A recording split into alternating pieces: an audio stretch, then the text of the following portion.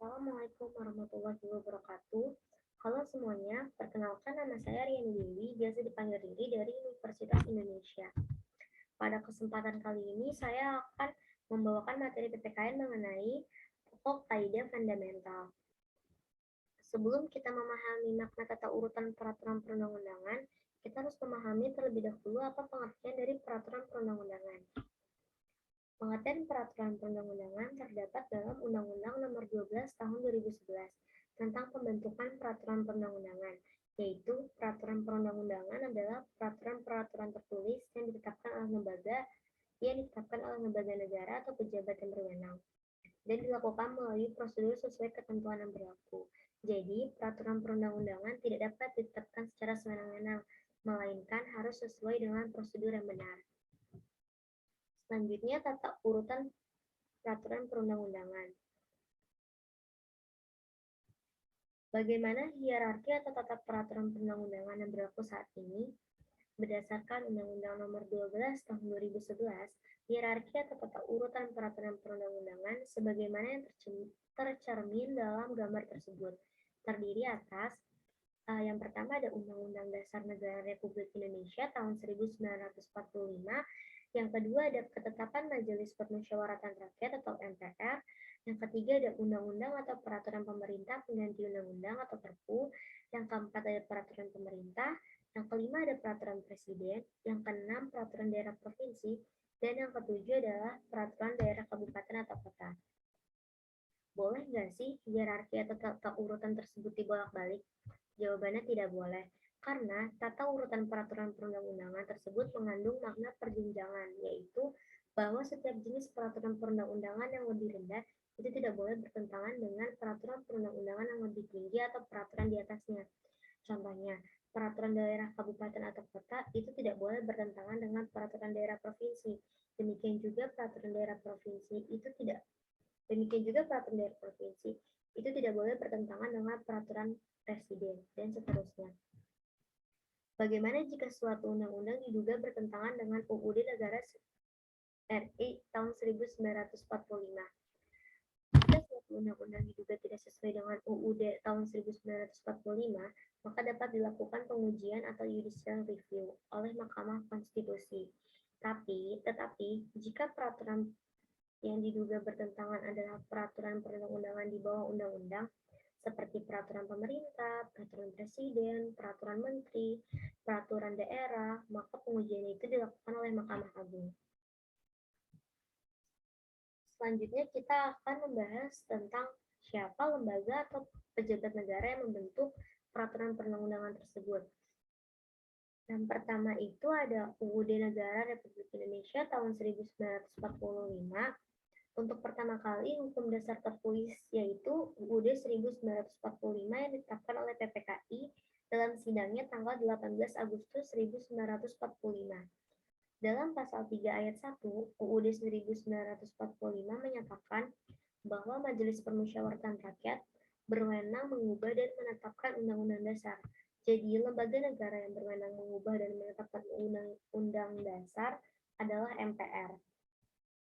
Yang kedua adalah ketetapan MPR yang berwenang membentuk atau menetapkan ketetapan Majelis Permusyawaratan Rakyat adalah MPR sendiri sebagai lembaga negara yang mewakili rakyat. Yang ketiga yaitu undang-undang.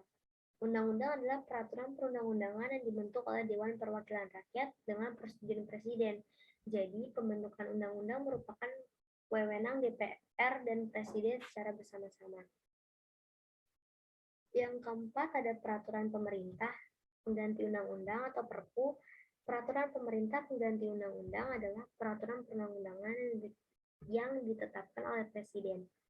Yang kelima adalah peraturan pemerintah. Peraturan pemerintah adalah peraturan perundang-undangan yang ditetapkan oleh Presiden untuk menjalankan undang-undang sebagaimana mestinya. Yang keenam adalah peraturan Presiden.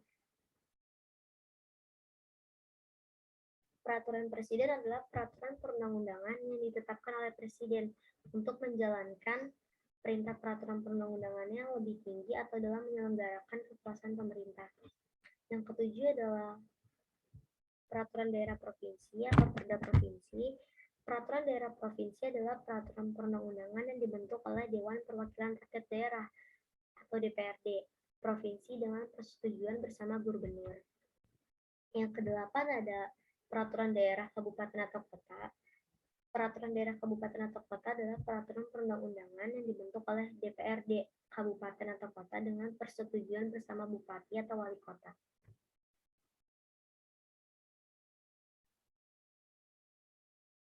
Apa aja sih asas-asas pembentukan peraturan perundang-undangan? Dalam Undang-Undang Nomor 12 Tahun 2011 menyatakan bahwa dalam membentuk peraturan perundang-undangan itu harus memperhatikan asas-asas berikut ini. Asas yang pertama yaitu kejelasan tujuan, artinya tujuan yang hendak dicapai dengan peraturan perundangan yang dibentuk itu harus jelas.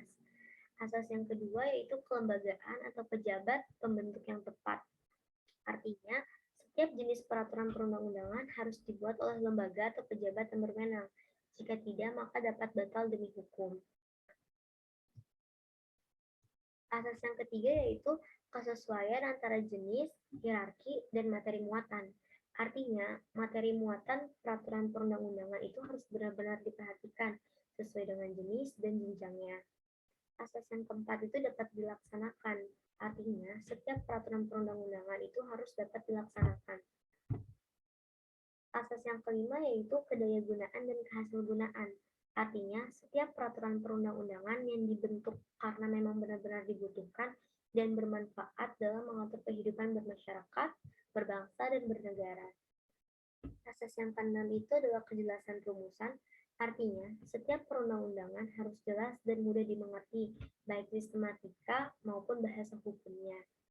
Asas yang ketujuh yaitu keterbukaan. Artinya, bahwa proses pembentukan peraturan perundang-undangan mulai dari perencanaan, persiapan, penyusunan, dan pembahasan itu harus bersifat transparan dan terbuka. Selanjutnya ada materi muatan peraturan perundang-undangan. Peraturan perundang-undangan itu harus yang mengayomi masyarakat, menjunjung tinggi kemanusiaan, kebangsaan, keadilan, kepastian hukum, dan sebagainya. Dalam pasal 6 Undang-Undang Nomor 12 Tahun 2011 menyatakan bahwa materi muatan peraturan perundang-undangan harus mencerminkan asas-asas berikut ini. Asas yang pertama yaitu ada pengayoman. Artinya, materi yang termuat dalam peraturan perundang-undangan harus dapat memberikan perlindungan dalam rangka menciptakan ketentraman masyarakat. Asas yang kedua yaitu kemanusiaan. Artinya, setiap materi muatan dalam peraturan perundang-undangan harus mencerminkan perlindungan dan penghormatan terhadap hak asasi manusia, harkat dan martabat setiap warga negara Indonesia. Asas yang ketiga yaitu kebangsaan. Setiap materi muatan peraturan perundang-undangan itu harus mencerminkan sifat dan watak bangsa Indonesia. Asas yang keempat yaitu ada kekeluargaan. Setiap materi muatan peraturan perundang-undangan harus mencerminkan musyawarah untuk mencapai mufakat dalam setiap pengambilan keputusan. Asas yang kelima yaitu ada kenusantaraan. Setiap materi muatan peraturan perundang-undangan harus memperhatikan kepentingan seluruh wilayah Indonesia. Asas yang keenam yaitu ada Bhinneka Tunggal Ika. Setiap materi muatan peraturan perundang-undangan itu harus memperhatikan keragaman penduduk, agama, suku, dan golongan, kondisi khusus daerah, dan budaya. Asas yang ketujuh yaitu keadilan. Setiap materi muatan peraturan perundang-undangan harus mencerminkan keadilan bagi seluruh warga negara Indonesia tanpa kecuali. Asas yang kedelapan yaitu kesamaan kedudukan dalam hukum dan pemerintahan.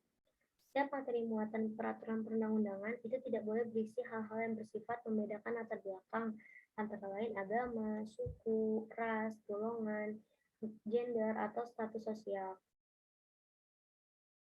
Asas yang kesembilan yaitu ketertiban dan kepastian hukum. Setiap materi muatan peraturan perundang-undangan harus dapat menimbulkan ketertiban dalam masyarakat melalui jaminan adanya kepastian hukum. Asas yang ke-10 yaitu keseimbangan, keserasian, dan keselarasan. Setiap materi muatan peraturan perundang-undangan itu harus mencerminkan keseimbangan, keserasian, dan keselarasan antara kepentingan individu, masyarakat, bangsa, dan negara. Sekian materi dari saya, kurang lebihnya mohon maaf. Wassalamualaikum warahmatullahi wabarakatuh.